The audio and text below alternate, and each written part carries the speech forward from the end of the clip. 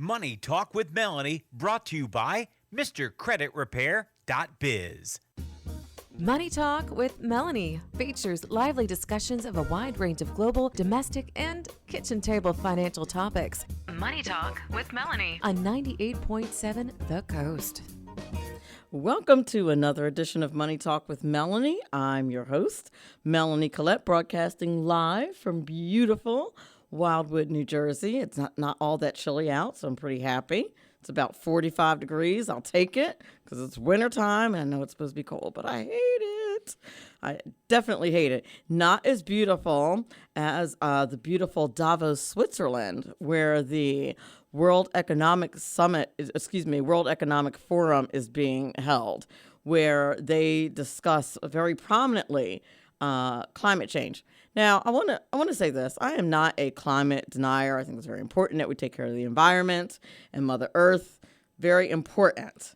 I think, that there are some people who are quite the alarmists over that. And I think the hypocrisy of the people speaking about these things at the World Economic Forum is incredible. So, their whole thing is like, we have to conserve. Everybody has to conserve. And by we, they mean everyone else, because they mostly arrived there in private jets. One of the shortest trips taken to the site of the World Economic Forum was 13 miles. Imagine getting on a private jet to go 13 miles and then have the audacity to point fingers at the rest of the world telling them how they should conserve energy. It's just like, I don't get, do they hear themselves? Like, I just honestly don't think that these people see or hear themselves. Or John Kerry, our climate czar, is the absolute worst offender. And when questioned on this, his position is basically like, well, I'm very important. I have to have a private jet. Excuse me, sir. Like, I don't understand it. And if you don't believe me, in fact, a research study was released last Thursday that was compiled by the Dutch environmental consultancy, and it found that twice as many private jets flew to and from airports serving Davos during the 2022 World Economic Forum meeting compared with an average week. The carbon dioxide emissions from the extra flights equal to putting roughly 350,000 gasoline-powered cars on the road for the same week-long period. Isn't that amazing? Like, I just think that that's amazing. That is amazing to me. I guess they've never heard of, they call it in teaching, they call it modeling behavior, which is you show people how you're supposed to act. And every single year, this group of complete rich, powerful elitists do the same thing and suck up all this energy and pollute all this air and then point the finger at all of us. And we'll point to somebody who's, middle class and say, you should spend $70,000 on an electronic car. It is just the audacity. Maybe the audacity was on sale for like 2 for $1 in Davos. I don't know what was going on, but that was the first thing on my mind when I sat down in the chair when I got here. I was like, the audacity of these people every single year to do this. And then, poor John Kerry there was a clip of him going around the internet talking about how amazing it is that they get to sit in the room and talk about how they're going to save the world. The hubris of man, just the audacity is just stunning. I know I keep using the same word and it's like really bad for the radio, but I can't think of another word of how stunning the audacity is. That you think you're going to save the world, and at the same time, you are polluting it just as much. And these people who have private planes use them like all the time. Just saying, like, this is not exclusive. Like, we didn't just decide to do this to go to Davos, Switzerland, and talk about, participate in the World Economic Forum. And can we also talk about how climate alarmists, which I make a distinction between climate alarmists and just us normal everyday people who care about the climate and how man may be affecting the climate. Those are two different kinds of people. But every prediction has been thrown out the window, has been dismissed, has not come true. And I got in a conversation over the summer with someone about this, a younger person. I'm a older person, middle-aged, if you will.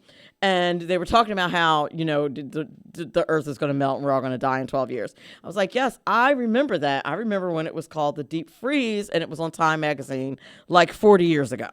So, and I remember being young and being just as freaked out. So I get it. But it's not a thing. We need to relax. And these elitists, like, do something better. Do better. Model better. That's all I'm saying. Now, you're listening to Money Talk with Melanie. My guests for the first hour, Marc A. Pitman is going to talk to us about why the Surgeon General said that your job could possibly be killing you. And then Oreste J is going to spill his secrets on how success in today's digital age can be achieved with a strong work ethic. We'll be back on the other side of the break.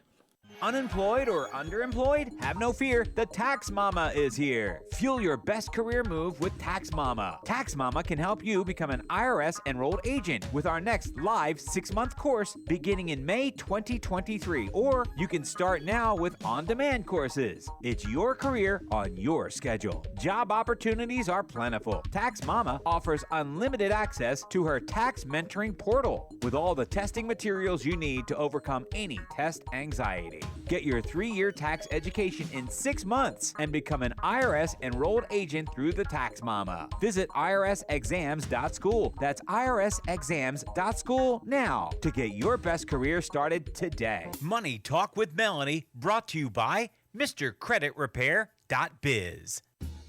Money Talk with Melanie features entrepreneurs, CEOs, and politicos who are experts in their fields. Money Talk with Melanie. Money Talk with Melanie on 98.7 The Coast.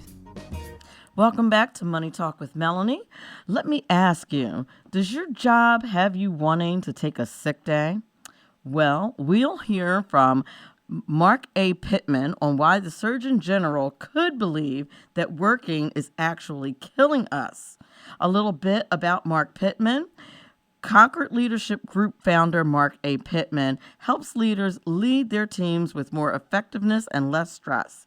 Whether it's through one-on-one coaching of executives, conducting high engagement trainings, or growing leaders through his ICF accredited coach certification program, his clients grow in stability and effectiveness. He is the author of The Surprising Gift of Doubt, Use Uncertainty to Become the Exceptional Leader You Are Meant to Be. He is also the author of Ask Without Fear, which has been translated into Dutch, Polish, Spanish, and Mandarin.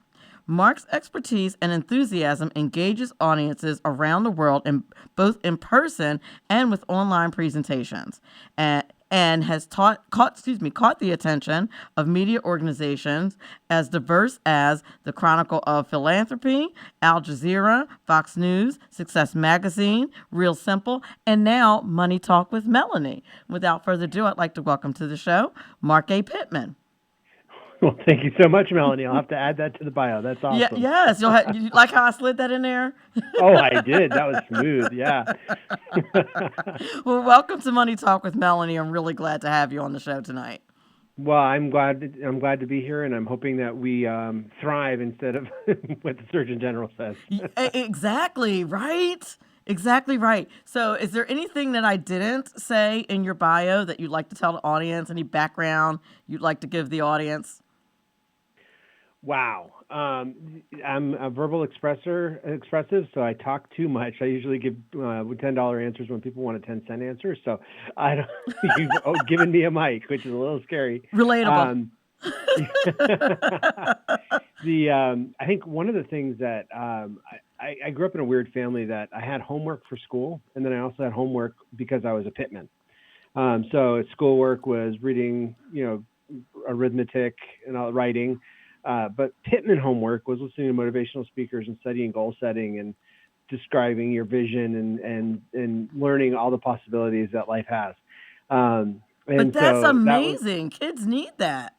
Isn't it incredible? Yeah. So Yes. My sister and I are about a year apart. A sister I grew up with and I are about a year apart, and we were about maybe 13 or 14. And my parents started finding all these Dale Carnegie books and Les Brown and others that just we didn't know this. Why didn't we know this? So they started assigning us.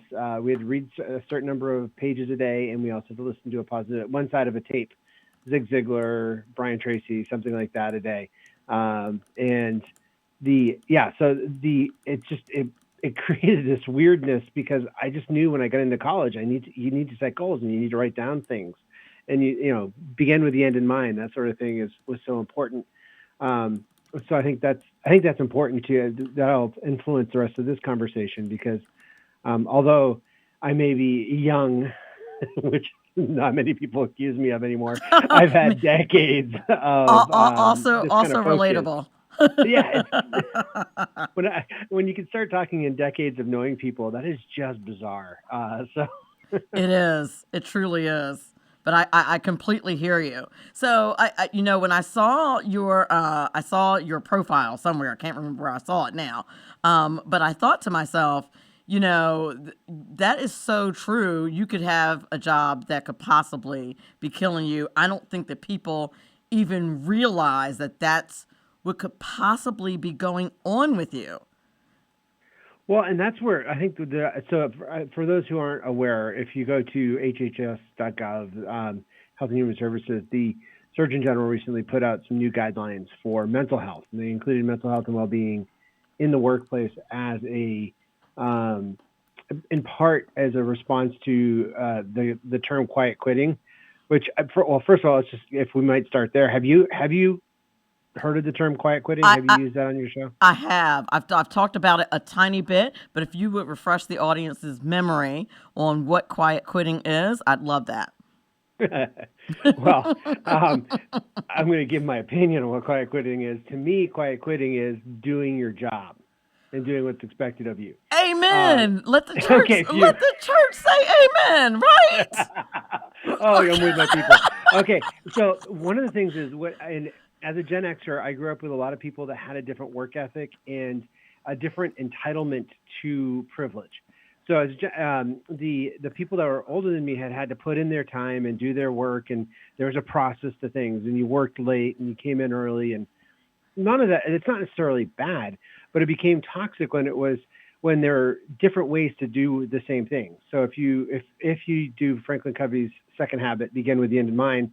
Gen Xers, we were latchkey kids. We had to figure out how to, duct tape things together. So we just figured out what's the outcome we want and how can we do it. Right. True. For some of your listeners may resonate with this. We homeschooled our kids because we wanted them to love learning and to love asking questions. And one of the things they learned early on was, wait, this is the amount of work I need to get done. So what happens if I get it done effectively in 4 hours? Well, that's your time management. That's, you could take 4, you could take 12. This is what you need to do for the day. So there's that sense of being able to understand what the outcomes are. And I think a lot of jobs don't have that. A lot of managers and leaders aren't schooled in leadership. They're proficient you just in said skills. A mouthful there, dear. Yeah. So I'll say it for the people out back. A lot of leaders and managers aren't schooled in leadership. So the people that were in positional authority in a job don't know how to measure effectiveness, but they do know how to see if someone's butt's in a seat, which I think is why there's a big focus on returning back to the office. People aren't going to be any more efficient at the office, but at least there'll be that kind of comfort for the manager of, I can see you. Exactly. And I, it's a shame because I would argue that people work more when they're home because you're comfortable, you're sitting, at least that's the case with me. Like the worst thing I can have is a fully charged MacBook and be sitting on my bed because I will just sit there and work and work and work and work and work and work and work. It was so funny. I'm trying to get better at doing some of the things the Surgeon General recommended, and one of them was a boundary on my time. But last night, I just kind of kept going.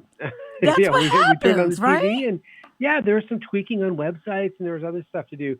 So I think that the toxicity and this is the way we do work. I think there's a big shift happening, and I think millennials and Z are awesome because they are bringing back the awareness that as important as work is and as important as paying our bills and being, productive in society is it's not at the expense of who we are. Yes, exactly. And What's the if our cost? organizations stand for some sort of values, which we say we do, they're on our corporate boardrooms, we actually should exhibit them. If we say we value diversity, but we don't exhibit that in our hiring practices or our leadership team, Z and millennials are walking. They're leaving the job because that's just, you got to walk your talk. And so there's a lot of pressure on workplace, on people. But I think it's an exciting time to be alive. I think it's like I don't know if it's an industrial revolution, but I think it's a time where we're going to be redefining what work is, how do we organize people, and what actually matters about a job. For sure. I mean, I definitely come from the school of thought that, you work your hiney off as much as possible and you do what your boss says. And then like you don't ask, too many questions. You just do what's asked of you and hush. But now I'm learning. I'm getting better. Well, no. I too am a boomer-esque Xer. Boom Xer. and there is a part of, so this is where the other side has to come in. When I do trainings for for staffs or leadership teams, I make an kind of almost overweighted point of, especially after going through a training where you're talking about different hardwiring, whether it's disc personality theory or Enneagram or something, and helping people see their superpowers and their blind spots. I always try to end it with, we're all adults in this room, and you have agreed to a job. You have agreed to do a job. This is artificial. This isn't family. This isn't a village or a community. This is an organization that is paying you to get something done that's important to the organization. And so all of these wonderful things about how we're wired, what our gifts are, which I committed my life to helping people discover this, is helpful. And it also should empower us to be able to flex. Yes. Extroverts are sometimes just going to have to be quiet. Introverts are sometimes going to have to speak up. And so we know when we can make a more calculated choice for that. But so I'm not all about participation trophies and pat on the back for showing up for work and expecting, I guess I just got hired 6 months ago. Why am I not the CEO? Well, listen, these children either. now get out of college and think they should have a corner office and a 6-figure salary. Sir, right. Ma'am. Right. Well, and you got dues to pay. What are we talking about? There are dues to pay. And what cracks me up is the people that seem to get the most upset about that are the people that raise the kids to think that. Listen, if you don't yell it for the folks in the back, okay, they're most upset. You can tell I'm a former teacher, right? You can tell I used to be a teacher. I used to deal with parents all the time that don't understand what happened to their children. I'm like, do you have a mirror, ma'am? Do you have a mirror? Let me help you with how that happened. I used to be a faculty member at a boarding school, and it was very interesting to have. I had one parent actually call me and ask me to wake her high school kid up. Yeah. So he wouldn't be late. And I said, I'm not going to do that. Well, you're the fifth person I've asked, and the other four haven't worked. And I said, has this kid ever failed before? And she said, no. And I said, yep. This is the safest place for him to learn that his actions have consequences. Thank you. That is what I used to tell parents. I'm like, listen, do you want them to fail when you're spending $20,000 a year while he's in college? Or do you want him to fail in middle school? Let that child fail. Make it hurt. Now's the time. Yes. Yeah, because in college, people you are on your own more. Exactly. As it should be. Although, there are different types of colleges, but still, there's more consequences to your actions. So I think this is an interesting conversation because what the Surgeon General is saying is that there needs to be mental health. And I don't think we have a societal understanding of what mental health is, nor what the expectations should be. So that's putting added pressure on leaders because leaders are already, I don't know if your experience is this, but as my 20 years of executive coaching, most of us, it's not quite feeder principle where we get promoted to our level of incompetence. I was just talking to my sister about that last week. I was talking about actually a particular person that continues to fail forward in just the most amazing fashion. And she was like, what's failing forward? I'm like, that is when you are horrible and you keep getting promoted because of how horrible you are. People don't want to deal with you anymore. So they promote you to get you away from their people. That's what happens. I was just talking to somebody who in an art class with the art teacher during their final. I don't know what year it was in school, but the art teacher called him up, and she said, "Do you like art?" And he said, "Yeah." And she said, "If I pass you, will you promise never to take it again in this school?" Oh, And yeah. he said, "Yeah," because Yeah. he just didn't like it. But people get promoted in all sorts of organizations. Oh, it because of happens that. in schools all the time. All the time. Like really just ridiculous all the time. Yeah.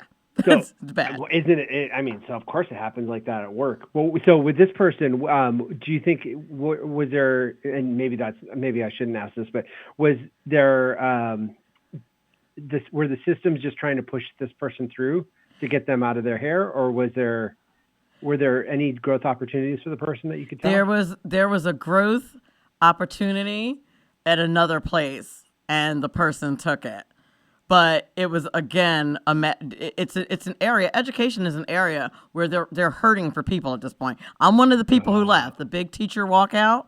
I left in September, and one of the things that we talked about, and a confirmation, if you will, I literally had my resignation letter in my bag. But we had a professional development where the facilitator said that teachers' mental health has declined 35% since the pandemic. And then, but this was the killer. This is the part that got me. He said, so if teachers are going through that, imagine what the kids are going through. And I was like, not that I don't care about what the kids are going through, but can we hold up glossing over the facts? And can we talk about the fact, like, this is supposed to be for our development. Can we talk about the fact that our mental health has declined 35% and why that might be? Like, we went through the pandemic too. Wow. Yeah, that's what he said. So I think you can already tell that I raised my hand and I was like, excuse me, sir.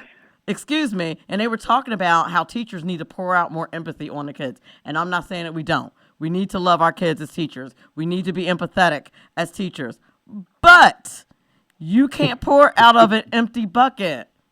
You cannot. It doesn't work that way. True. And our families, to your point, our families need us too. Our significant others and our sisters and our brothers need us too. And if we're not mentally well, then how are we going to pour out anything onto our kids? You can't. No. Yeah. And that's where, so I think it's interesting because staff are coming up with this kind of training of, some people call it coddling. I don't think that's a fair term, but I'm not coming up with a better term right now. And then leaders are very aware of their lack of confidence because they've been promoted for a technical skill, but not for people skills or ability to cast vision. So there's most leaders, I think it was Denise Jacobs that said that if imposters don't get imposter syndrome. Ooh. If you're experiencing imposter syndrome, that means you're not one.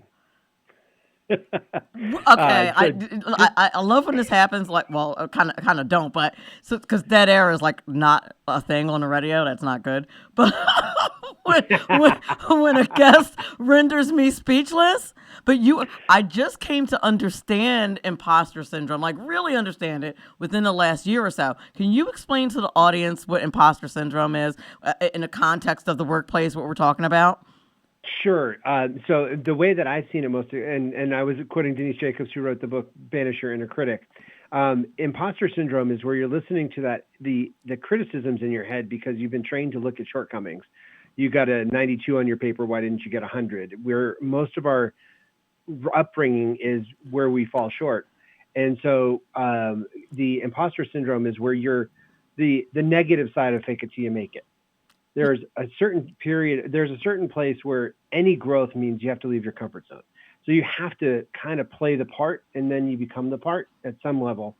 But the negative side is where you're just, you're like the Wizard of Oz. Don't look at the man behind the curtain.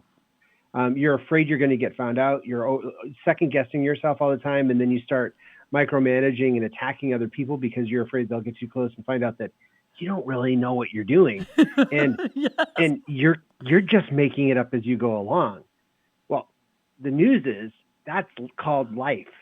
Yes, that is definitely, listen, that is definitely called life. And when I'm in kind of my dream job right now, or very close to. And when I first actually was in my office looking around, I'm like, oh snap, I got to do all that stuff I told them I could do. Oh, I'm going to have to actually do that stuff now. Wait a minute. Yeah. And then if you have employees that are reporting to you, you have a bunch of people that are there that are hopefully smart, intelligent human beings that are also kind of being able to realize, wait, but you said you're going to do this too. And so, and because we're trained we get promoted for doing things, we don't take on skills like coaching skills where we're helping other people do the things that they were hired to do too. So a lot of leaders take on overreach, which causes them stress. Yes. And then they require even more arbitrary randomness, which gets their team to be stressed. And that's where, so much of the stress, I think, is attributable to the fact that we just don't know what our roles are. And the leaders feel like they're cheating when they ask a team member, so what do you think? But I did talk exactly what to say for leaders. I saw that. I saw that on your website. Yes. Oh, it was so much fun. I can't tell you. My friend Phil Jones and I he wrote a book called Exactly What to Say, and we've been working on it for leadership development and for nonprofit and for-profit. But two of the phrases that I submit as leaders should say every day. One is, I don't know. Yes, yes, yes. It's so hard to say, but you got to practice that. So sometimes nowadays it's easy. If you're talking to your steering wheel, people think you're on your Bluetooth. They don't, they think you're talking to your phone. Back when I was doing it 25 years ago, they just looked at you funny, like, what in the world is he doing? I used to tell people that about teaching. I'm like, kids will respect you more if they ask a question and you don't know, say you don't know and get back to them. They can smell foolishness and they won't respect you. As a trainer and a speaker, that's one of the signs of excellence. When you're confident enough in your subject matter that you're able to say, wow, I don't know. That shows actually a sign of competence, not a sign of incompetence. The next one is, what do you think? Yes. When you can say, what do you think to someone and basing it out of sincere curiosity, where it's not certainty. One of the problems that we come in when we're trying to compensate for lack of knowledge, we're having the imposter syndrome, feeling like we haven't earned the right to be wherever we are. We try to lead conversations from a point of certainty. We have the answers. We know what's going on. We need to do things this way. There's only one way to get this done. And there may be certain places that is an option. But when we lead it with curiosity, that helps us ask better questions, which builds empathy. And it's not about being all necessarily, I see some people rolling their eyes. It's not about touching. I see them on the radio rolling their eyes. You can see it. You can see the virtual eye rolling. So it's not just touchy-feely, woo-woo stuff. This is about actually unleashing the productivity of the people you hired. You went through a lot of effort to hire people, bring them on a team, and then you kind of constrain them because you don't know what you're doing. But if you ask them, what do you see? You're not ceding your authority to them to get it done, to do it that way, but you're getting some of the best creativity and help and another set of eyes and another lived experience. Exactly. To apply to the problem. Exactly. So those are two phrases. Go ahead. I'm sorry. We're up against the break. That's the only reason why I was rushing. I'm sorry. I know. I realized I was watching. Sorry about that. So just every leader should say, I don't know. And well, what do you think? Yep. Very good. You're listening to Marc A. Pitman. You're listening to Money Talk with Melanie. We'll be right back. Unemployed or underemployed? Have no fear, the TaxMama is here. Fuel your best career move with TaxMama. TaxMama can help you become an IRS enrolled agent with our next live 6-month course beginning in May 2023. Or you can start now with on-demand courses. It's your career on your schedule. Job opportunities are plentiful. TaxMama offers unlimited access to her tax mentoring portal with all the testing materials you need to overcome any test anxiety. Get your 3-year tax education in 6 months and become an IRS enrolled agent through the TaxMama. Visit irsexams.school. That's irsexams.school now to get your best career started today. Money Talk with Melanie, brought to you by MrCreditRepair.biz. Money Talk with Melanie features entrepreneurs, CEOs, and politicos who are experts in their fields. Money Talk with Melanie. Money Talk with Melanie on 98.7 The Coast. Welcome back. And speaking of experts in their field, we have Concord Leadership Group founder Marc A. Pitman on, and we're talking about whether or not your job is killing you, what you can do about it. I want to do a little bit of a pivot and talk about kind of like signs that your job might be killing you, because I think it's hard these days to discern whether this is just normal job stress or no, like this is super toxic and I need to get out. Wow. Well, I'm not a doctor, nor have I ever played one on TV. But our body really does tell. It can be a temperature check for us, whether it's heart issues or sleepless nights or there's common strain and stress symptoms. One of the things, though, I like what you said was knowing ourselves. Where I believe leadership is exerting influence over others, or in not exerting, but influencing others' decisions and actions. So I think we can all be leaders, whether we have the positional authority or not. And that's where each of us listening can start taking ownership of our own growth. So I think the first place to start is to get to know yourself.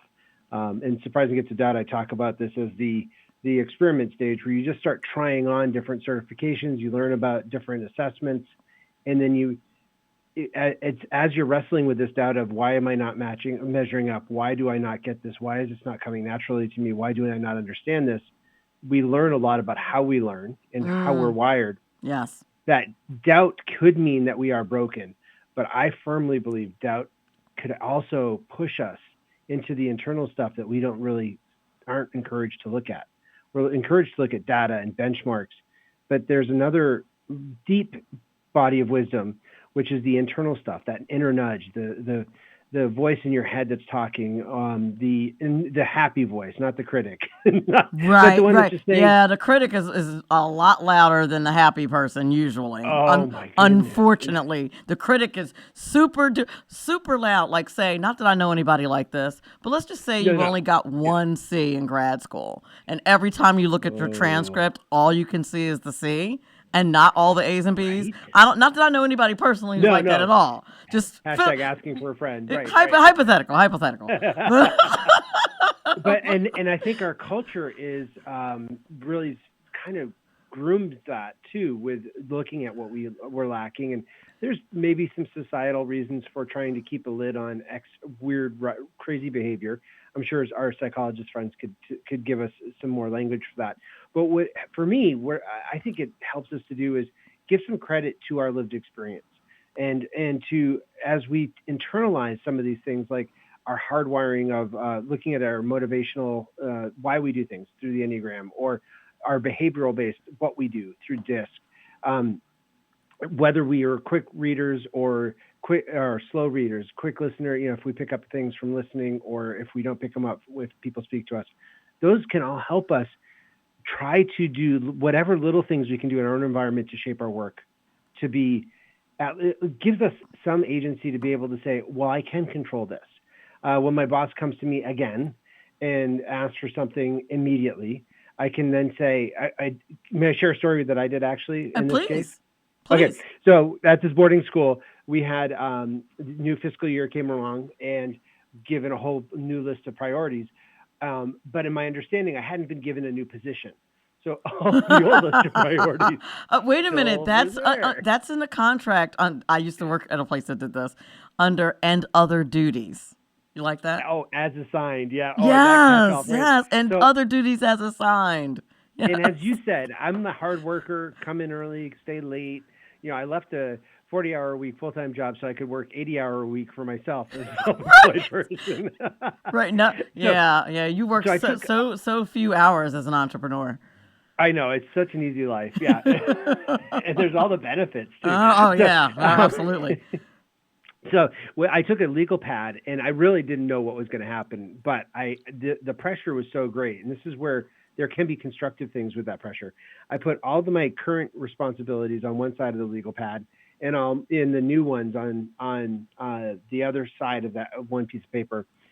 I was trying to prioritize. How do I know which to do? And I couldn't figure it out. So I did ask to speak to my boss, and I wasn't trying to shirk responsibility. I wasn't trying to get out of doing my work. I wasn't anything. Said, and I really, it was scary. I really did think I might get fired. I said, so I was trying to be very polite, and I just said, I can see all of these are A1 priorities to me. I can totally see why this is the most important in absentia, like in just looking at each one individually. Of course, this is incredibly crucial for the organization. But I'm one person, and I'm not supposed to be here 24 hours a day. So how do I know where to put the weight of my feet? If I'm straddling two different decisions, how do I know if the customer's supposed to get answered on the phone, or I need to meet this deadline with this report? Very good. That's a good question, though. That's a legitimate question. I hope you had a good boss who had a great answer for you. Oh, she was amazing. I handed it to her, and she took the sheet and leaned back in her chair, and I thought, oh no, here we go. And she was still quiet. You know, that dead air you talked about before the break? Yes. She was so quiet. And so, I was starting to freak out. I finally said, what? And she might have even sighed. And I just thought I went too far. And she said, I wish I could do this with my boss. Oh, wow. Yeah, it became a very different conversation. And so this is where, getting back to the Surgeon General thing about how we can know things, one of the things two of the 5 things are knowing that your work matters and looking for opportunities of growth. So living wage is also in there. So paying people a living wage makes sense, is an ethical imperative, and raises aren't only what people are looking for. Sometimes they just want to know that the time that they put in matters. And so one of the biggest things bosses can do to help make sure that people aren't floundering underneath them is to know why they're in the job, to ask them, to assume they're not going to be lifers. Well, how about this answer? In teaching, the answer is, because these are your contracted hours. So we're going to keep you in the building. No, but listen, we're going to keep you in the building with no kids to teach. Oh, see? Yes. That's where you get to decide, is this really what? Yeah, there's agency there too. I think it's a ridiculous. I'm not a big fan of just being in because it's the hours. That's why, Right. Meanwhile, you graded for 5 hours over the weekend. Those hours don't count. Those don't count. Oh, that's so true. Right. Those hours don't count. But then, they'll keep you. The kids leave at 2:15. You can't leave till 2:45. You're doing nothing because you finished your work, and you have to stay there because those are your contracted hours. Like, that's, to me, leadership fail. And that's pervasive throughout the entire industry. But that's what they do. Oh, so that's where there needs to be a better. And I know we're not going to solve education right now, but that is a perfect example of the leader seeing just the time in the building as the contracted hours, and not honoring or acknowledging or giving weight or import to all the other time that goes into the job. So how did you deal with that? Is that why you're doing what you're doing now? I work somewhere else. I'm not in teaching anymore. I'm not teaching. And it's a shame. A lot of people are like, oh my gosh, you were a good teacher. Why did you do that? I'm like, because of my mental health. Like, I had to preserve my health. And that's where I would say you are teaching still, and you are doing what you're excellent at. I did some research on, like, how do you know if your job is top? And of course, I didn't do it until I was preparing to have you as a guest on my show. I should have done this 5 years ago. I should have done the research on this. What were some of the discoveries? What surprised you? I literally have everything on a list. Stress, and they're talking about, like, sustained stress. Like, you're always under stress. The stress is relentless. Insomnia. These were some things that I found that were consistent among like 3 or 4 articles that I read. Insomnia is a big sign. If you're not getting sleep, this is the one that really got me. Gaining weight. But the reason that a couple of articles laid out for the weight gain is because of the stress, you seek comfort food to make you feel better. It's almost like I was going to go there. Yep. Yeah, Yep. right? So it's a control thing. Another weight gain is extroverts tend to like a bit of chaos. They tend to like to not know what's going to happen in the day, as well as being verbal thinkers, external thinkers, verbal processors. But when they don't get that stimulation, when they're in a desk, they're confined to a desk job, or there's so many rules that there's no realm for creativity, they will try to get that stimulation by eating. Yep. Or drinking coffee or alcohol, I guess, but also eating. So yeah, those are definite. Those are. And I was like, why did I not look this up years ago? Why did I wait for Marc A. Pitman to come on my show before I read this? Well, and so this is, I don't know if you feel this, but when I see those symptoms, there's a part of me that says, yeah, that's life on the planet Earth also. Absolutely. To a degree. But I think now that I'm in a different space and I work in a completely different, I do a completely different type of work now. But now I have something to compare it to. And now I'm like, oh, yeah, it really, like, it wasn't me. That was really terrible. My situation, I was not in a good space. And that's where I know that we all have different backgrounds and different opportunities that we've been exposed to. I think that's one of the reasons why it's so important to have people outside of your workspace that you can talk to. Yes. Friends serving on boards of a nonprofit or something, or in a professional association, if that exists, can really help you get a sense for, am I nuts here? Or is this really, really bad? Is it just me? Or is this, do I need to just kind of straighten up and fly right? Or is this a toxic situation? Right. Am I just whining? Am I, you know what I mean? Like what is actually going on? This was one in the article that shocked me. I want to know how you feel about this. I was like, oh, wow. It says the work is too easy or too challenging. The too easy part is the one that got me. Really? Yeah. Oh, that is so boring. Well, for some people, it depends on how you, it sounds like you did this too. There are those of us that look for our purpose or a part of our purpose through our work. There are some people that do their work so that they can live their greater purpose, whether it's serving in organizations or doing things outdoors or hobbies or other things. And the too easy part, particularly for the people that are looking for some sort of work, like intrinsic value. Yeah. Like you want to feel like you're helping people. Listen, truth be told, before I got into teaching, I took a $10,000 pay cut to go into the classroom. Who does that? Because I thought I was going to be so much more effective and the children were going to love me and the birds were going to fly and land on my finger as I espouse my knowledge to the children. And that is not what happened. Oh, please, let me learn from you some more. Please, Miss Colette, espouse more wisdom upon us. No, that is not how it went down. Sorry. It's not what happened. So I taught it at college and in grad school, and it was interesting because I taught something I was passionate about, but the students were trying to pass, which I understood the game because it's an artificial environment. But yeah, that was only a couple courses. It wasn't like for all day. My hat's off to you and for everybody that does do the teaching. Thank you. Bless them. Say an extra prayer for your teachers tonight. Just saying. So with the stress, one of the things that is interesting though is to note that the part of the reason that some people are stressed is they're not sure what they want to be doing, what their own outcomes are. And so that's where if you can start, there are certain books that you might be able to read if you're a reader, listening to them if you're not, or looking for people that seem to be. One of my hacks that I love doing is looking for people that are 10 years down the path for me and asking them, what have they done that seem to have the quality of life that I'm looking for. When my wife and I knew that we were going to start having kids, we were living at the board. I don't know why I'm talking about the boarding school so much with you. This is fun. But we were living at the boarding school, and we realized we like some of the teenagers here. Let's interview their parents. Oh, good move. Good looking out. It was fun. I can't believe this hour is almost over. We're a minute from the break. Got to tell people where to find you.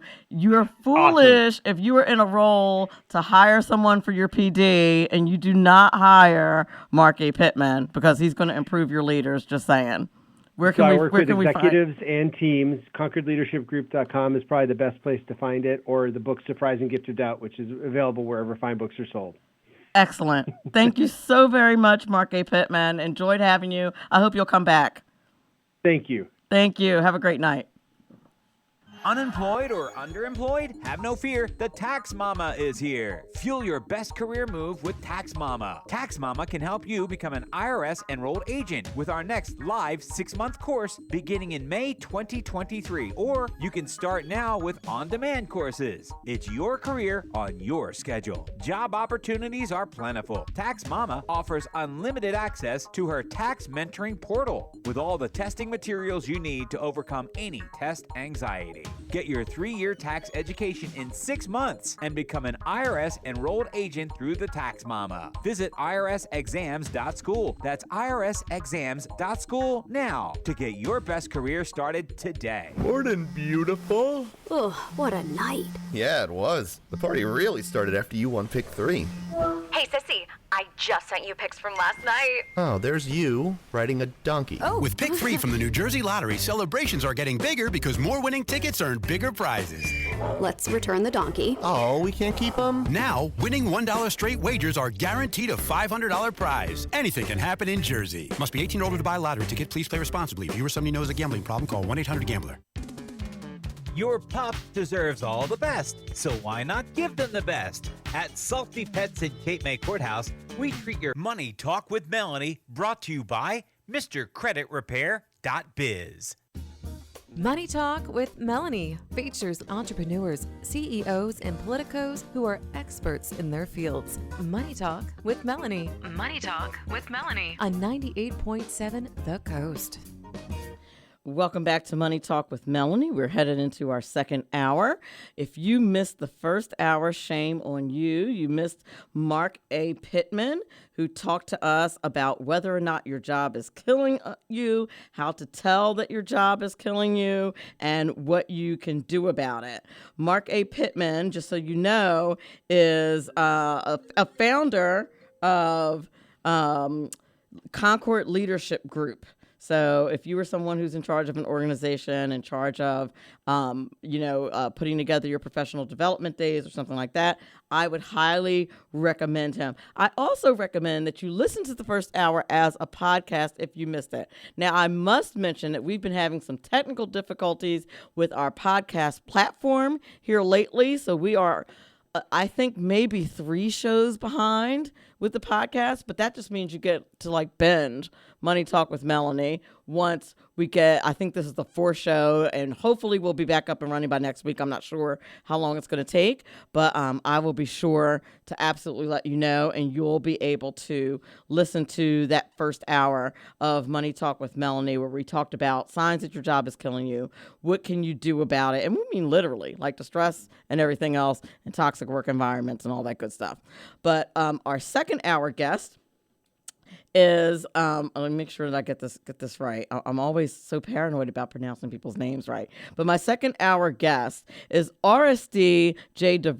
and he is going to spill the beans about secrets on how you can be successful in today's digital age, as long as you have a strong work ethic. Now, I know strong work ethic is kind of a naughty word these days, but you really do want to have a strong work ethic. It's very important. So before we go into that, let's talk a little bit more about the news. I went on kind of a little bit of a rant about the World Economic Forum at the opening of the show, the first hour. You don't want to miss that either. Just saying. You want to make sure that you go back and listen to that. But in other news, Elon Musk is being sued. I don't if you pay close attention, and I have to. Anytime Elon is in the news, like, everybody who listens to the show knows that I'm a huge fangirl of Elon Musk, and he's getting sued because he had a tweet. An unfortunate tweet about getting funding to take, I think it was Tesla, if I'm not mistaken, to take them private, something like that, to do some big business deal that he actually didn't have the funding for. And it affected the stock market prices. And it was a problem. And if I'm not mistaken, it was also like an SEC violation, and he got a fine for it. But he is actually getting sued because he tweeted that funding was secured for this big project that funding was not secured for. So it was a problem. It was problematic. And he's being sued. Hopefully things will turn out well.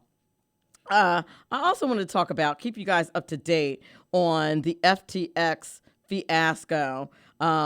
Two things I want to mention about that. One is that this kid, the kid Sam Bankman-Fried, I believe his name is, claims that his lawyers, the lawyers for FTX, are not telling the truth. He's claiming that they are lying and that the company was solvent. Sir, you lost billions of dollars. There is nothing solvent about a company who loses billions of dollars of other people's money. Now, as you might expect, crypto, which was already a volatile market in the first place, has been really crazy lately ever since the thing went down with FTX, right? Well, as it would turn out, I found this really interesting. I ran into an article on Cointelegraph, which is kind of a website information that tells you about all things crypto. And not surprisingly, Bitcoin has hit a post-FTX high as analysis warns that move was choreographed. That is kind of scary. But it's at its highest point yet in 2023, which is just kind of wild. But if you look at how the regular stock market works, it's not all that surprising, because usually when there's a dip or a hit of some kind, many investors see that as opportunity to buy low, buy while things are high. I mean, I think with crypto, you're taking a huge gamble, but people do it.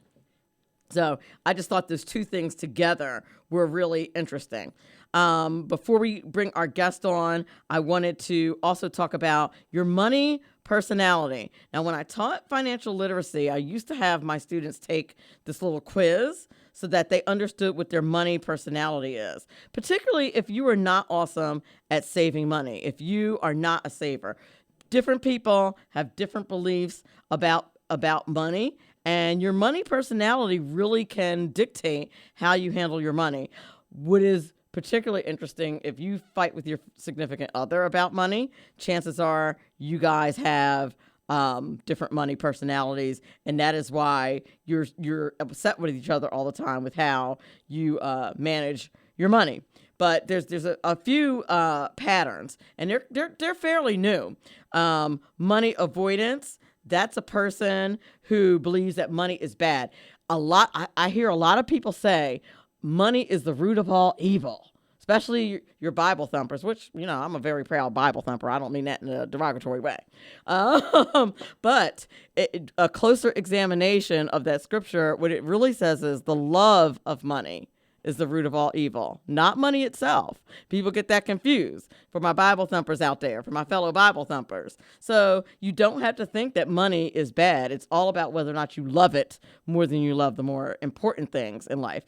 Then you have the people on the other side of the scale who are money worshipers. That's the opposite of your money avoiders who think that money is bad. These are people who think money is everything, put money up on a pedestal, thinks that money is the root of all happiness, which of course it is not. I will tell you, so if you are in the circles with any wealthy people, some wealthy people are the saddest, most depressed, most angry people that you ever want to meet. I'm just saying. So, and then you have money vigilance. These are people who are usually ultra wealthy. They value groups. There's group value. They think that's a bargain, which it usually is. They usually don't spend above their means. Congratulations to you. And they place emphasis on protecting their capital. I actually love those people. I have a bestie who's like that. She makes very good money, and she's really, really good at managing it. Like we were talking one day about something really simple that we were both looking into buying. I think it was like some gadget to tie up all of our billion chargers that you have, right? To keep it more organized. Now and these things cost like, I don't know, $10, $15, right? For like a bunch of them. And when I say she makes good money, I mean, she makes like 4 times what I make. Like, she does very well. And she was like, oh, so I showed her the ones that I bought. She was like, oh, I have a bunch of those on my wish list right now, but I wanted to do research on them. It's like, ma'am, they were $15. What are you doing? But she's smart. That's somebody who is money vigilant, and there's nothing wrong with that. So you want to pay, I only said all that to say that make sure you pay attention to how you think about money. There are tons of different tests and things you can take to determine what your money personality is. And I highly recommend, if you are coupled and you are, working together with your money, that you take them together so that you understand each other as far as your money personality is concerned. I thought that was good information to have. So I hope that you enjoyed it. You're listening to Money Talk with Melanie. When we come back, we will have Oreste J. Versa. Unemployed or underemployed? Have no fear, the TaxMama is here. Fuel your best career move with TaxMama. TaxMama can help you become an IRS enrolled agent with our next live 6-month course beginning in May 2023. Or you can start now with on-demand courses. It's your career on your schedule. Job opportunities are plentiful. TaxMama offers unlimited access to her tax mentoring portal with all the testing materials you need to overcome any test anxiety. Get your 3-year tax education in 6 months and become an IRS enrolled agent through the TaxMama. Visit irsexams.school. That's irsexams.school now to get your best career started today. Life. Money Talk with Melanie, brought to you by MrCreditRepair.biz. Money Talk with Melanie features lively discussions of a wide range of global, domestic, and kitchen table financial topics. Money Talk with Melanie on 98.7 The Coast. Welcome back to Money Talk with Melanie. We're here in our second hour, and our guest this hour is Oreste Versa. I hope I got that right. He is going to spill his secrets on how success in today's digital age can be achieved with a strong work ethic. A little bit about Oreste.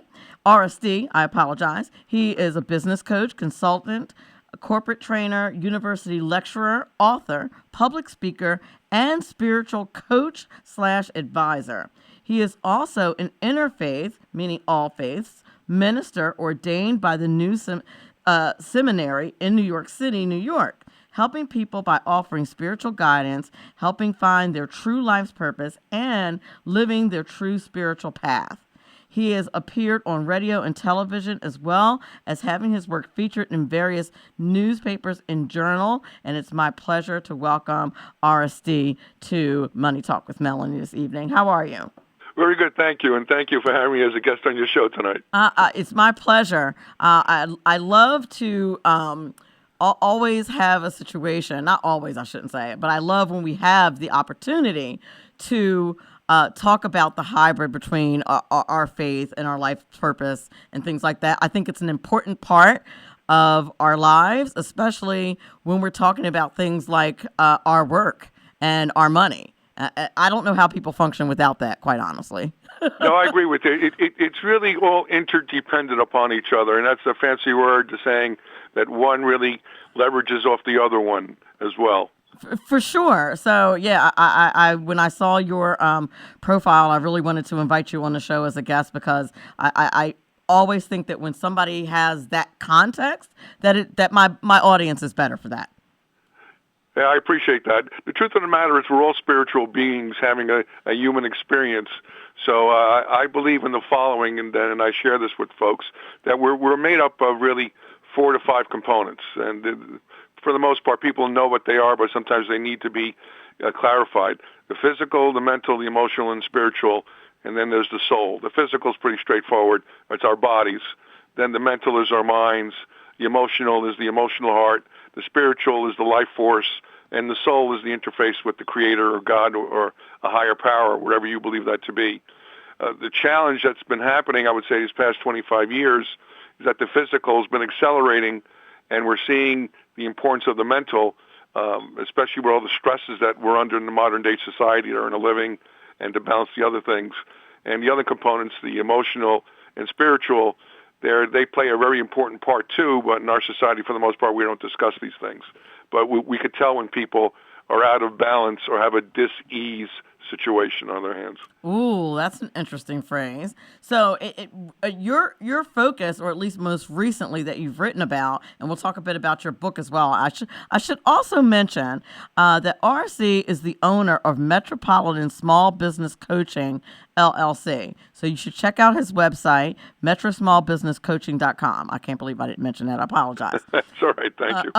So, work ethic, I was talking about this with my last guest, how it's kind of a naughty phrase, right? These days to kind of hold people accountable and say that they should have good work ethic. And even what work ethic is kind of being redefined when you think about things like quiet quitting and that trend that's going on in the workforce right now. No, I agree. I think we're going to, I'm not going to call it a revolution, but I think we're going through an evolution in the workplace. We have a younger generation who has a certain ideal of what the workplace should be.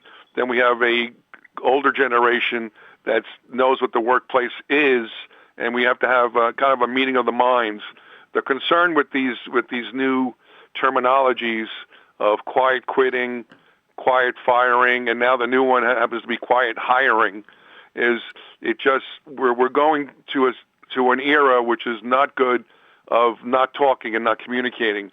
And I think that is a product of living behind screens and not communicating face to face. And I think we're seeing consequences of that now, only to get worse. Hopefully it could be remedied with communicating again face to face and airing grievances and trying to find a medium where both parties could have a win-win situation. For sure. And it's weird because you would think, at least I would think, that we would have greater opportunities to communicate with more people, get more diverse thoughts, and that would be a good thing with the technology being what it is, right? Like you have access to so many more people. So without question.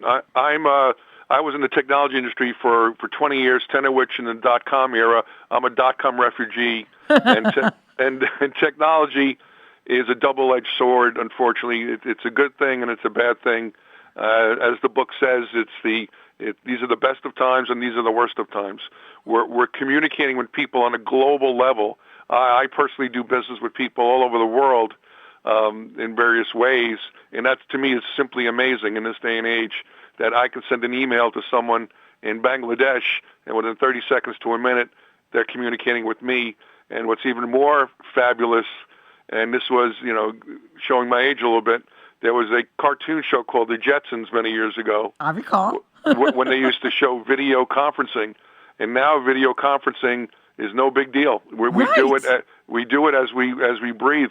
There was another show back in the day, the original Star Trek, if you recall, Uhura used to wear a piece in her ear, which is today's Bluetooth. Yes. And if you remember, Captain Kirk used to sign off on orders, and that's an iPad. That's a tablet. So what was science fiction yesterday has become science fact today. But the challenge is, unfortunately, as I previously mentioned, is humans are not keeping up on a spiritual, emotional, mental level with the technology. So the technology is catapulting, and we're not keeping up as well with it on a humane level. And that's a concern as a minister. It's also a concern as a business person, because if I can't communicate with people who work with me or for me, my business is not going to make any money. I'm not going to be productive. They're not going to make any money. They're not going to be productive.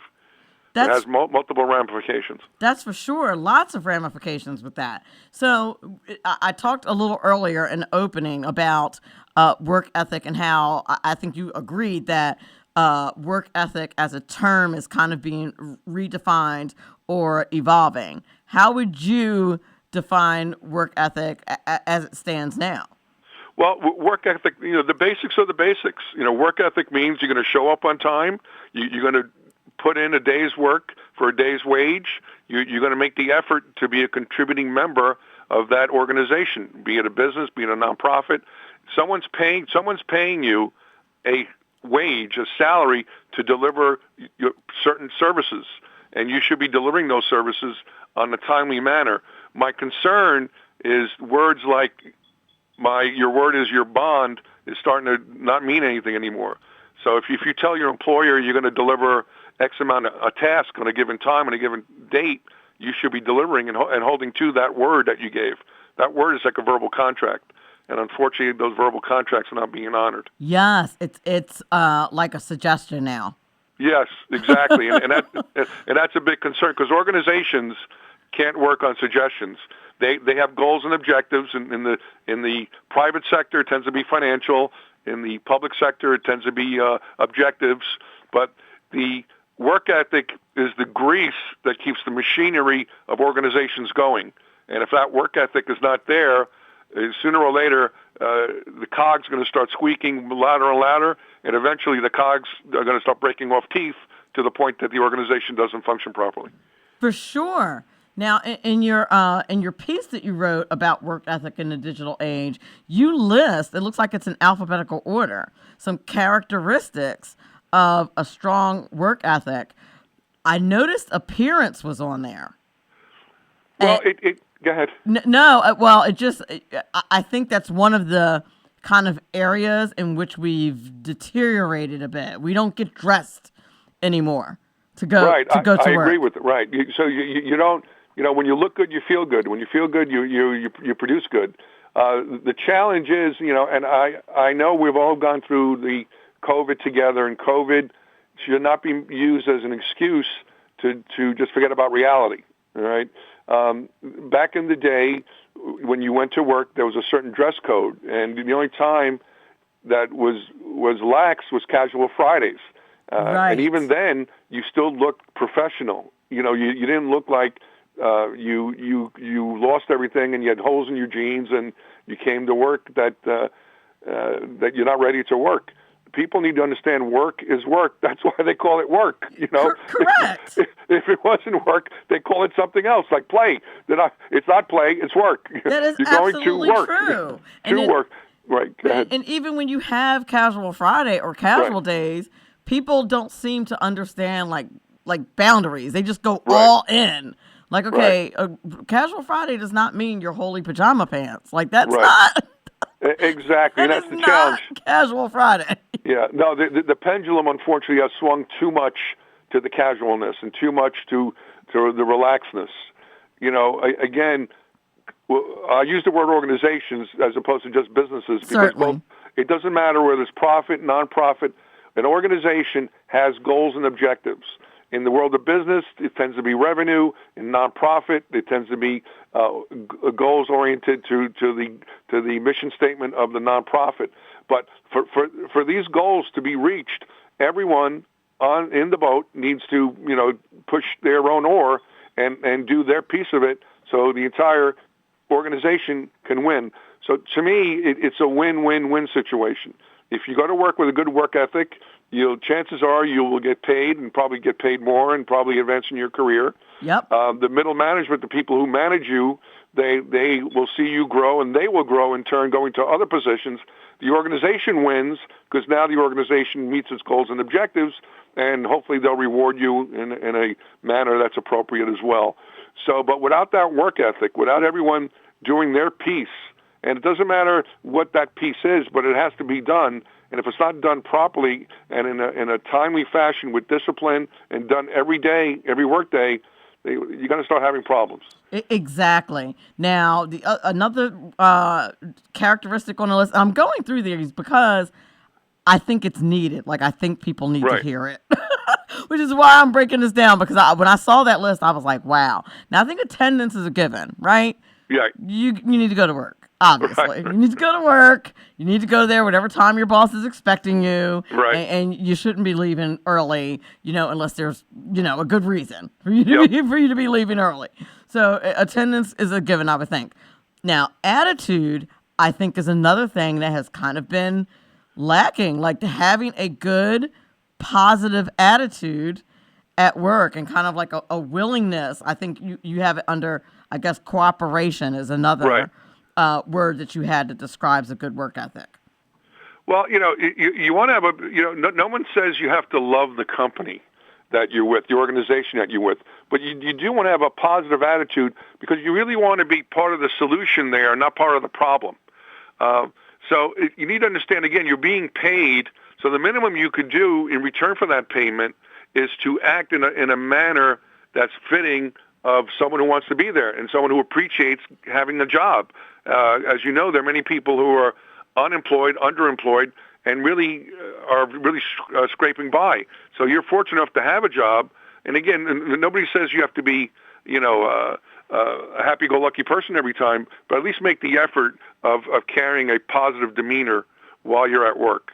Yes, that is a good thing to do.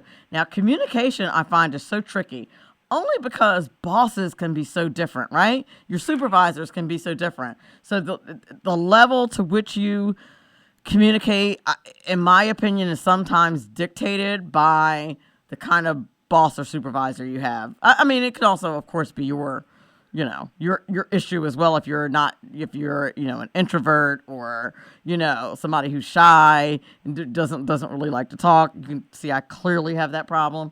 But I think communication can be one of the more complex characteristics of work ethic. No, without question. And let's face it, businesses are like families. And with every family, some families get along well, some families are dysfunctional, some families have issues. My concern with communication is that more and more people are communicating behind a screen and not communicating face-to-face. There's a big loss of what's being said and not said when you're with someone face-to-face. There's body language, there's inflection, there's tone. You could actually see, many times, and as you're aware of this, the person's words don't really match what they're saying, okay? Yes, I just had this happen the other day. Yeah, as you know, with emails, it gets lost in translation. Yes. So my concern is that by doing your communication behind the screen, you're losing all that. Okay? You really are. You, as the saying goes, you can't fax a handshake. You can't phone it in. You have to be there because you can read the person's body language, and sometimes it's not what you're saying; it's how you're saying it. All right. Yes, that's exactly true. As a matter of fact, what happened, and this is a person who knows me well. We're working on a project together, and I asked him a question about the project. He responded, and I said, "Oh, cool." I texted back, "Oh, period, cool, period."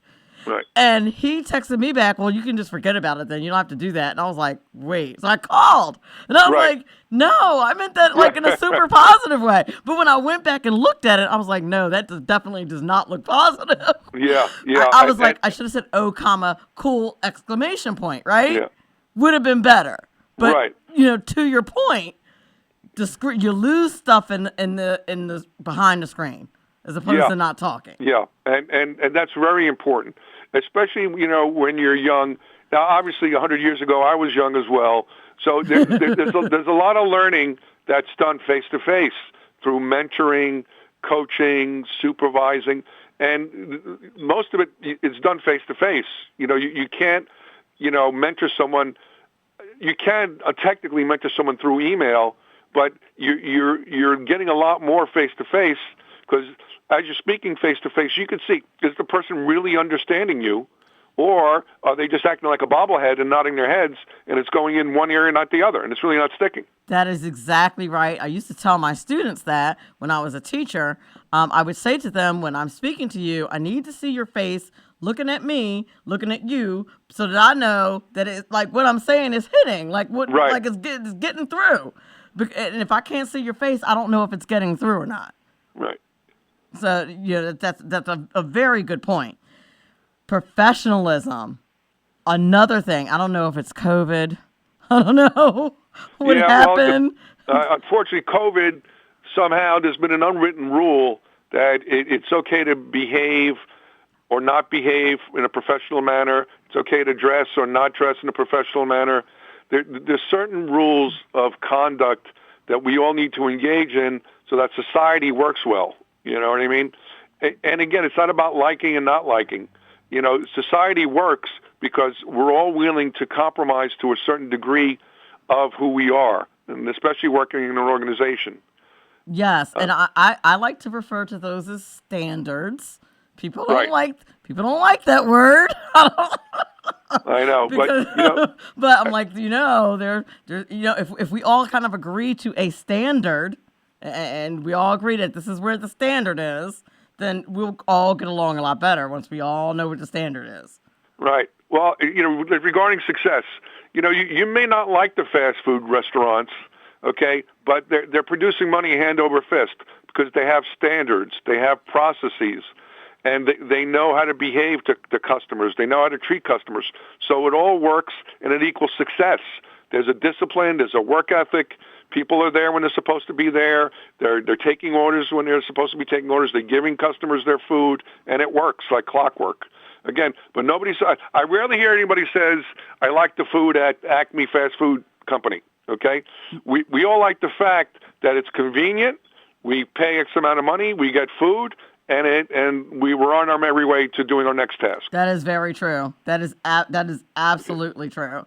Okay. And respect is on here. Now, in what context do you mean respect is related to work ethic? Well, you really have to be respectful of the other person you're working with, whether you agree with them or not. Again, it's a matter of getting along to go along. America being though I'm a first generation Italian American myself, America works because it's diversity. All right, and that makes us stronger. So I don't need to like other people, so to speak, but I do have to respect them in what their work ethic is relative to them making themselves successful in our society. I don't know. I'm meditating for a second. Okay. I'm trying to see how I feel about that. Here's why I'm saying that. Because I feel like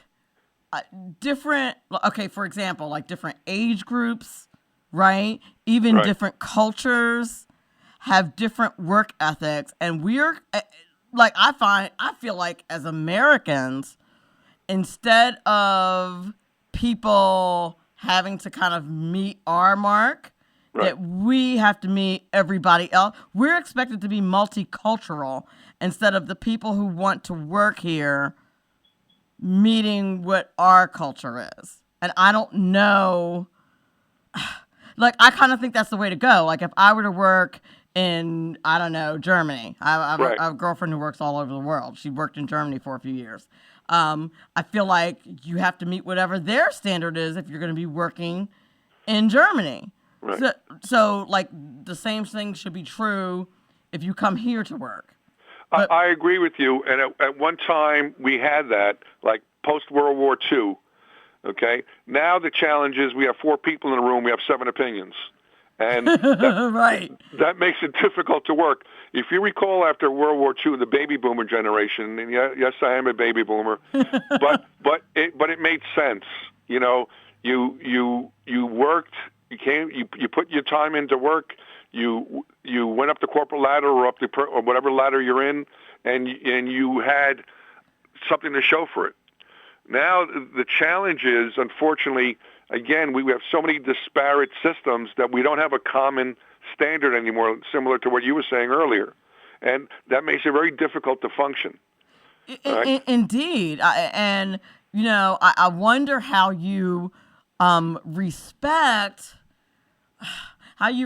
other people's cultures and work ethic that may be different than yours. And listen, and some people's work ethic, depending on what culture they come from, is much higher than here in America. Right. It's not just on the other side. Right. We're like behind some cultures in our level of work ethic and how important we think work is. So I mean, it goes both ways. So I think it's difficult. Ooh, I'm a minute behind on a break, and my producer definitely warned me. Right. He definitely gave me my 1 minute warning. I just completely ignored him. You're listening to Money Talk with Melanie. We're talking to Oreste J. He is a business coach and consultant, and we're talking about the importance of work ethic and your success in the digital era. We'll be right back on the other side of the break. Unemployed or underemployed? Have no fear, the TaxMama is here. Fuel your best career move with TaxMama. TaxMama can help you become an IRS enrolled agent with our next live 6-month course beginning in May 2023. Or you can start now with on-demand courses. It's your career on your schedule. Job opportunities are plentiful. TaxMama offers unlimited access to her tax mentoring portal with all the testing materials you need to overcome any test anxiety. Get your 3-year tax education in 6 months and become an IRS enrolled agent through the TaxMama. Visit irsexams.school. That's irsexams.school now to get your best career started today. Money Talk with Melanie, brought to you by MrCreditRepair.biz. Money Talk with Melanie features lively discussions of a wide range of global, domestic, and kitchen table financial topics. Money Talk with Melanie on 98.7 The Coast. Welcome back to Money Talk with Melanie. Our guest this hour is Oreste J. Did I get that right? Oreste J. Oh, dear. my apologies. He is sharing with us secrets on how success in today's digital age can be achieved with strong work ethic, a topic that's near and dear to my heart. I just feel like good work ethic is a dirty word these days, a dirty phrase, and I value strong work ethic. I pride myself in having strong work ethic. I loved the part in your article after you talked about strong work ethic. Your next section says, "Parents, please don't hate me." And as a former teacher, I particularly enjoyed that section. Can you talk a bit about why you said that? Yeah, my concern is what I'm hearing a lot. I'm based in the New Jersey suburbs here, and pretty much in the New York metro area, if not nationwide. I'm hearing that more and more parents either are not encouraging or are allowing their children not to work. Yep. And parents may think they're doing their kids a favor or they don't want their kids to suffer.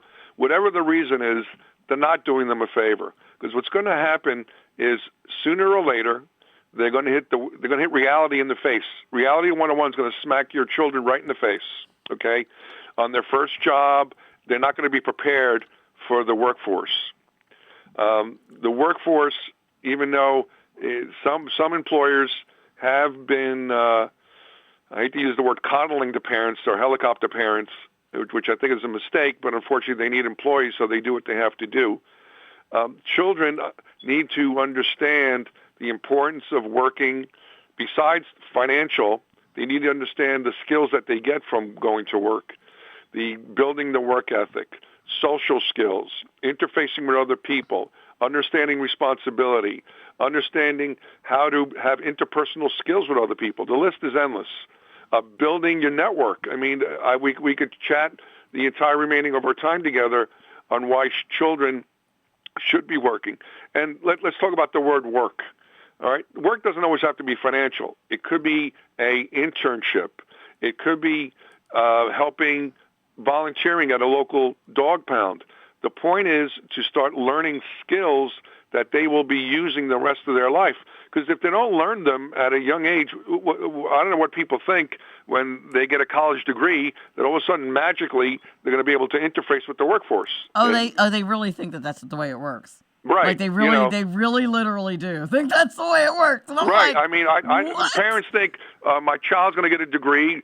It doesn't matter from the most prestigious school. And then magically they're going to be hired. And then magically they're going to be fitting in and having interpersonal skills and dealing with, they're going to be loved by the company, and the company's going to promote them to a Grand Poobah. The vice president of the company automatically. And it's just not reality. Exactly. And have you noticed that adolescents and young adults, many of them tend to be so stressed doing what we did that was no problem. I don't know if you saw the viral video that was out maybe 3 or 4 months ago about this barista at Starbucks who was crying because they were working 25 hours a week and going to school full time.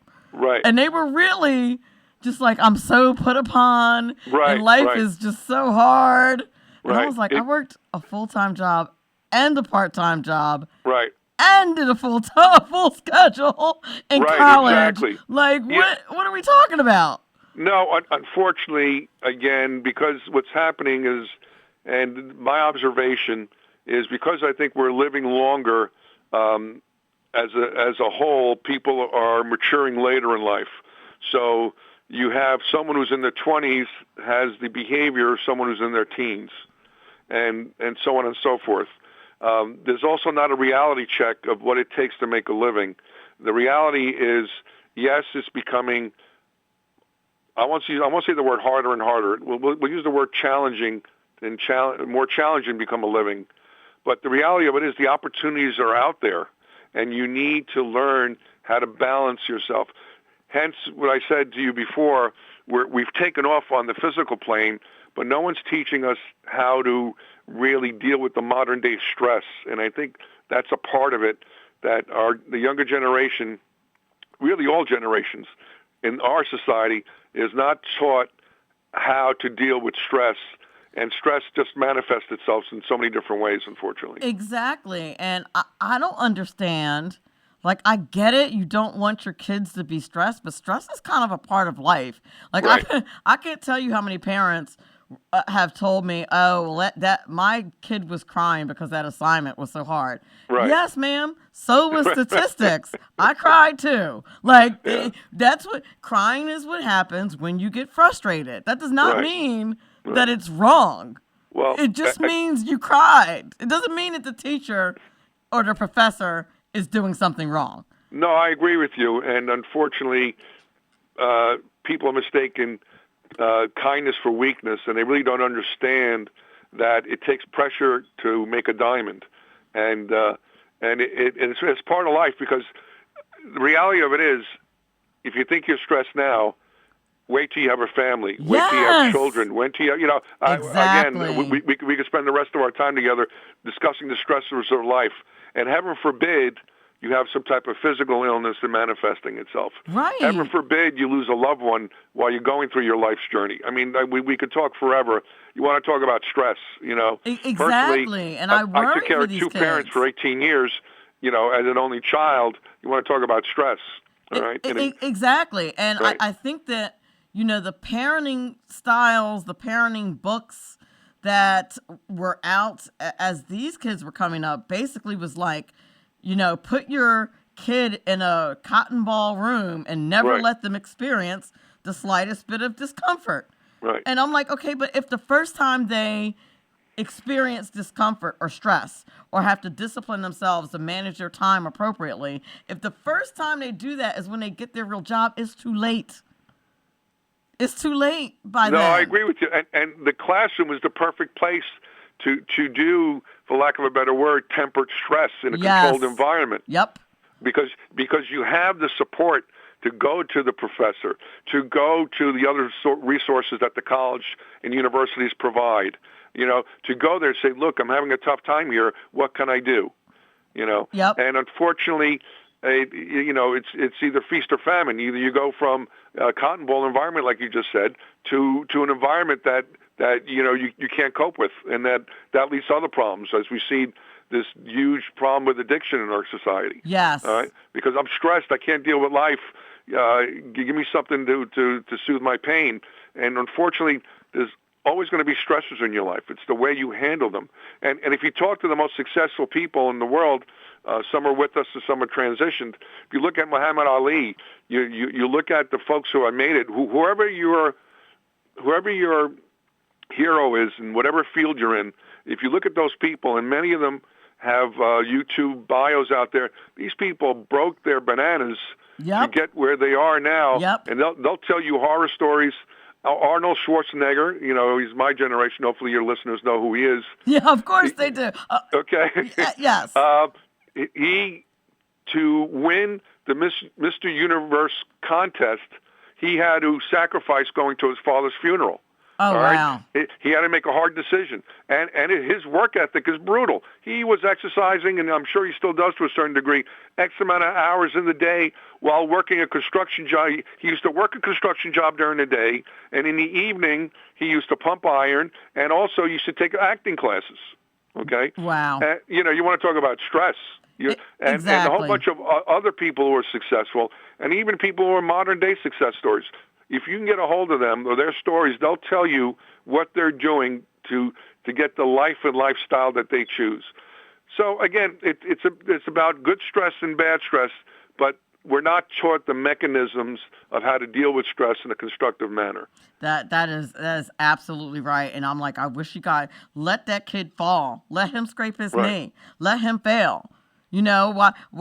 Public schools in particular have now, gone into this mode where, you don't need a due date. Let them hand everything in by the end of the marking period. Even if they don't get it in by the end of the marking period, let them hand it in after the marking period is over. And then you can go ahead and change their grade. Well, how are they ever going to learn the consequence of a deadline? Yeah, exactly. And also you see it in intramural sports with the younger children. Everyone gets a trophy.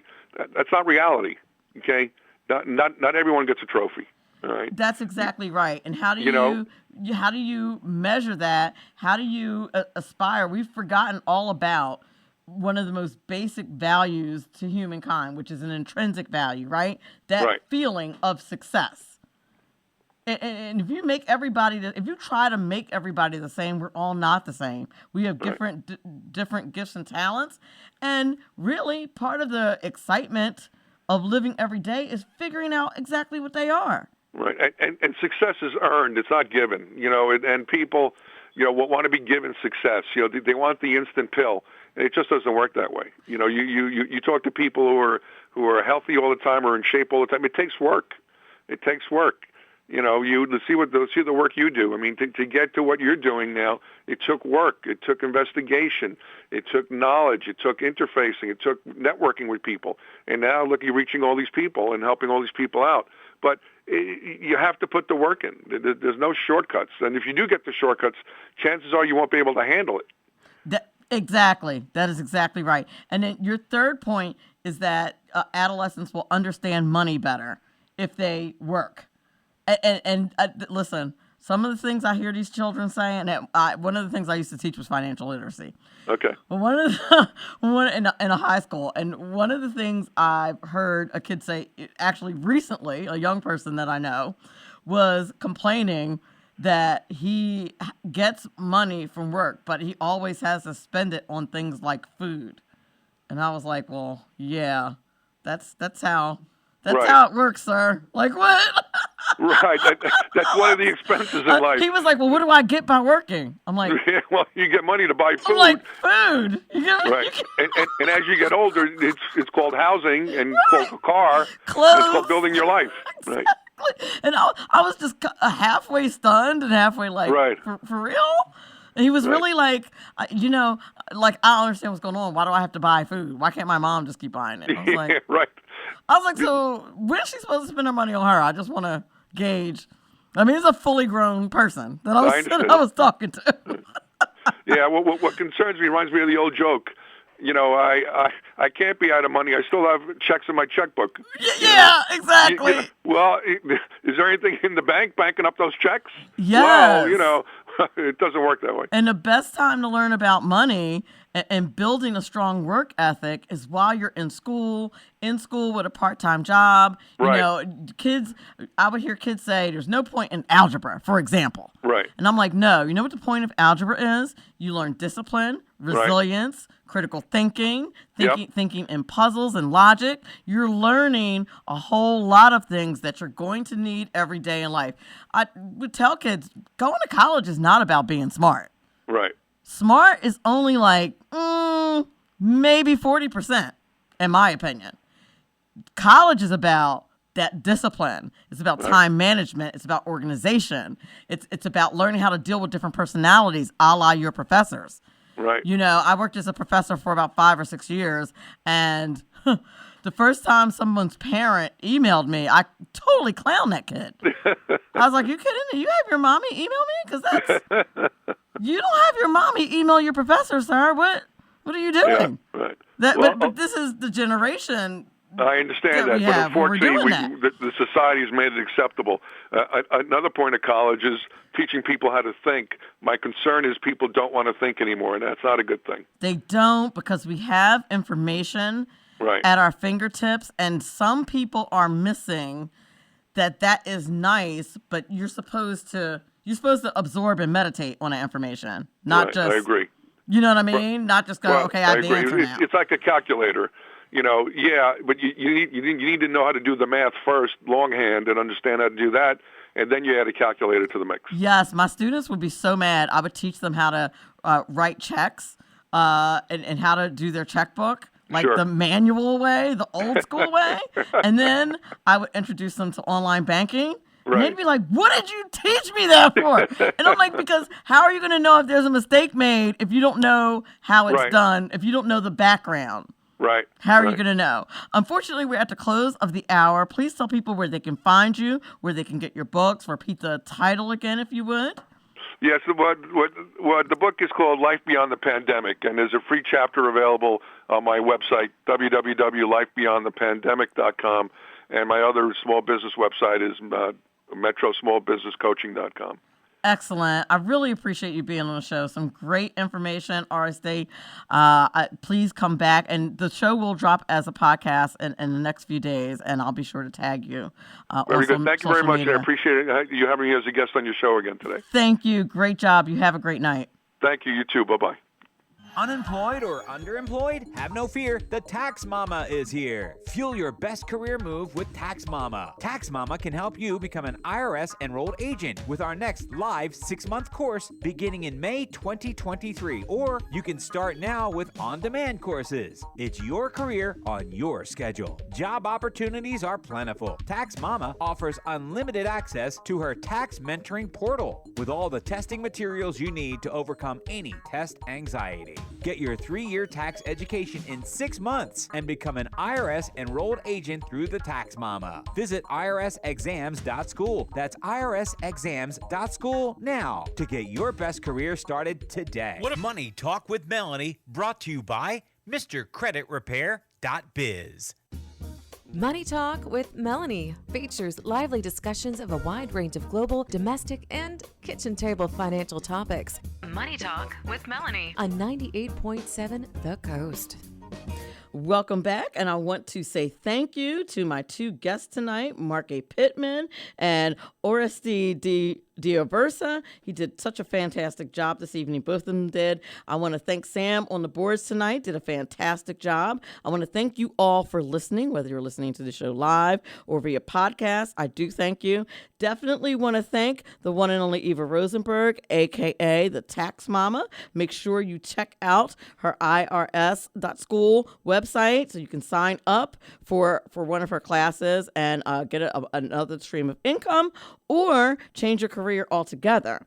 Now, are you ready for another enlightening conversation on Money Talk with Melanie? If so, our special guest next week will be Taj Shotwell, Dr. Taj Shotwell, professor of business and educational leadership and the author of the book Professional Development for Pre-Professionals in All Majors and Careers.